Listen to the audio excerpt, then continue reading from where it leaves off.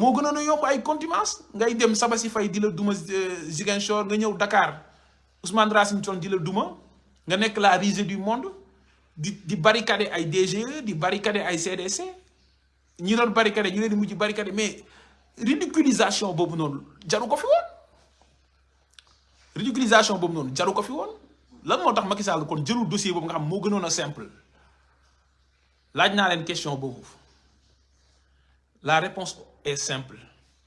Ousmane Sonko dossier Mame Mbaye Niang bi kenn mënu ko ci teree bokk pour des raisons simples suñuy avocat dafa am ligne de défense bu ñu jël maanaam yoon boo xam ne ci nañuy défendre Ousmane Sonko ci kanamu Cour suprême parce que boo saisiree Cour suprême ci pourvoi en cassation da ngay développer ay moyens li ñuy wax ay moyens de cassation yoon yoo xam da nga jàpp ne Cour suprême ci la war a basé wu pour casser décision bi ngay attaqué ci biir moyens yooyu nga soulever ay branches maanaam ay xaaj ay wàll wala ay banqaas déglu leen bu baax li may wax nii c'est important ci yoon booy def défense maanaam booy aar sa bopp da nga am ñetti moyens de défense dafa am fin de non recevoir am exception am défense au fond gis naa ko bind le dossier est vide oui le dossier est vide mais c'est une question de procédure c'est pas une question de fond mais c'est une question de procédure li jiitu mooy fin de non recevoir mooy bu ñu lay topp ci yoon nga ne yow mi may topp man du ma fi nekk naan li nga may toppee am na wala amut yow si boppam li ngay àtte kenn waru ci wax avocat wu président Ousmane Sonko yi bi ñu saisiré tribunal d'instance bu Ziguinchor ak bu Dakar yépp ci affaire inéligibilité lan la avocat état du Sénégal tàmbalee mooy irrecevabilité mooy Sonko bi nga waree saisir justice 5 jours nañ la mayoon te yëgaloon nañ la ko 5 jours yi weesu na loolu mooy fin de non recevoir wala man ma am sama soxna ñi am ay jafe-jafe papaam ñëw di def demande en divorce su saisiré justice dañ koy naan irrecevabilité parce que dafa am défaut de qualité amul qualité pour mën a dugg ci mbir mi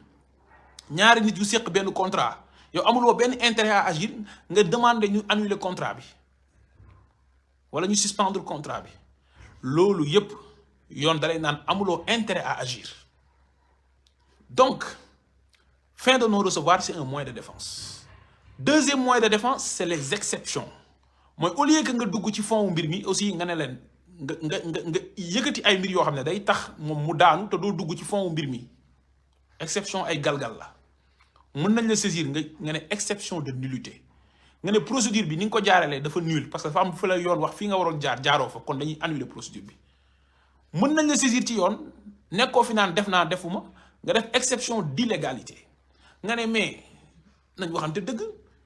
loi bi nga bëgg a basé wu pour ñu tëj ma ci loi bi existé na te man mën naa am sax violé naa loi bi mais loi bi ci boppam wala boog décret bi ci boppam légalut bu dee un acte administratif le décret wala arrêté donc gars yi exception yooyu noonu nag ci la avocat yi tàmbali def état du Sénégal loo xam ne tamit dina duggati ci histoire moo tax Maître Ciré Clédor Ly doon wax galgal mais lii ñëw gën a métti lii moom du galgal lii padd la lii moom padd la waaw padd bi Zarko def Diène Kaïré padd boobu la quoi padd la donc exception yi si lañ taxaw avant ñuy dugg ci défense au fond maanaam nag wax ci mbir mi est-ce que diffamation am na wala amut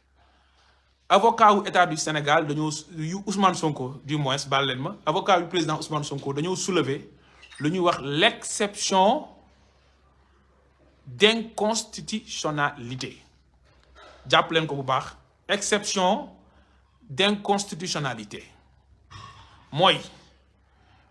article 260 bii wax ci diffamation ci code pénal bi ngeen bëgg cee basé wu ne Ousmane Sonko da ngeen koy condamné waat yéen waa Cour suprême da ngeen di confirmer décision bi article boobu ci boppam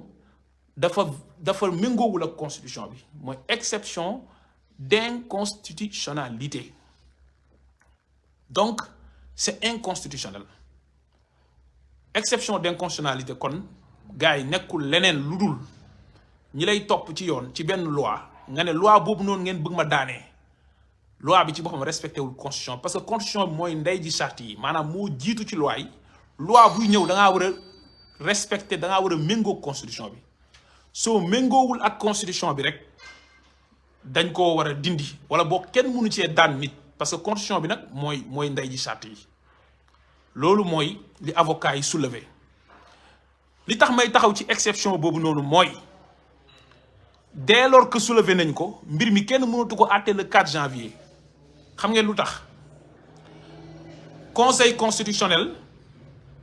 dafa am une compétence exclusive en matière de contrôle de constitutionnalité des lois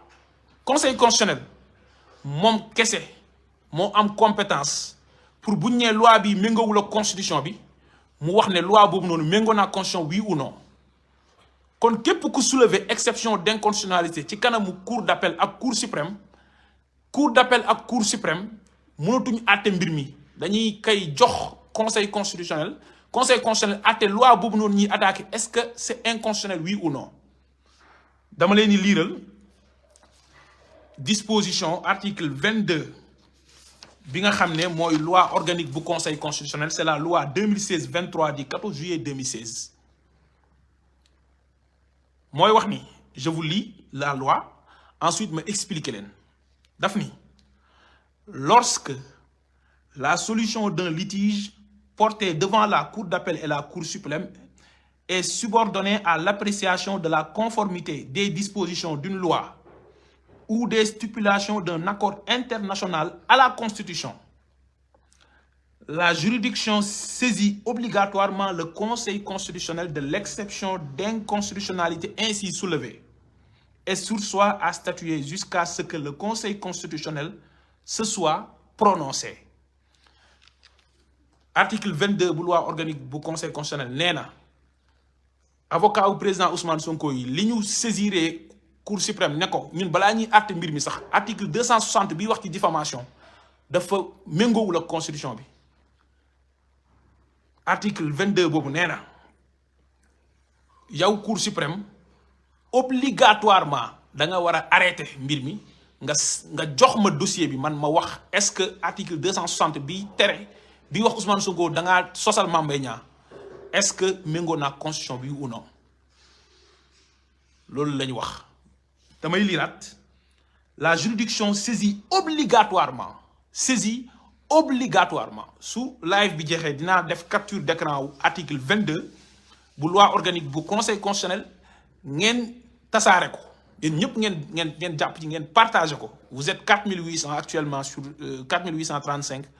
partagé loolu may wax mooy article 22 bu loi organique bu conseil constitutionnel nee na dañu war a saisir obligatoirement le conseil constitutionnel léegi le 4 janvier bu cour suprême saisir conseil constitutionnel lan mooy am mooy cour suprême dafay surseoir à statuer maanaam dootul àtte ci mbir mi en attendant conseil constitutionnel àtte ba xam article 260 méngoo na constitution bi oui ou non mu teg ci ne le conseil constitutionnel se prononce dans un délai de 2 mois à compter de la date de sa saisine mu ne conseil constitutionnel bii ñu saisir nag am na 1 mois pour àtte gars yi le 4 janvier bu ñu soulever exception d'inconstitutionnalité te soulever nañ ko ba pare avocat yi cour suprême il est obligé mu arrêter mbir mi saisir cour suprême conseil constitutionnel te bu ko saisiree conseil constitutionnel le 4 février lay àtte mbir mi 4 février lay àtte mbir mi fekk na lan la article 29 bu constitution bi wax nee na dossier de candidature yi kan mooy candidat ku dul candidat liste bi conseil constitutionnel mu ngi koy arrêté au plus tard le 20 janvier maanaam 35 jours avant le scrutin boobu fekk na Ousmane Sonko nekk na candidat ba commencé pré-campagne am def ay meeting fii def meeting fële ñu accueillir ko ñun Grand Yoff mu ñëw defal ñu suñu meeting loolu mooy li am loi bi teg ci ne si le Conseil constitutionnel estime que la disposition dont il a été saisi n'est pas conforme à la Constitution, il ne peut plus en être fait application. nee na nag Conseil constitutionnel su demee ba gis ne lii ñu saisiré ma ne disposition bii dafa inconstitutionnel loi boobu kenn du ko appliquer kenn dootul daan président Ousmane Sonko. dinaa ñëw nag ci lan moo tax article 260 avocat yi ne c'est inconstitutionnel mais li ma njëkk a wax mooy procédure bii. kon yéen ñëpp na ngeen ko bind na ngeen ko wax fépp le 4 janvier 2024